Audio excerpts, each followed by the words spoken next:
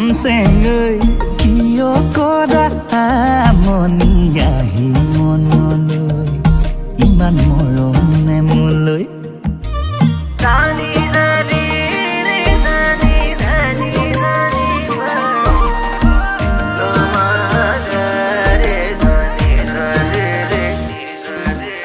মিঠাকৈ সপোন হৈ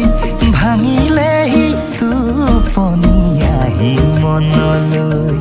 কোৱা কি যে হ'বগৈ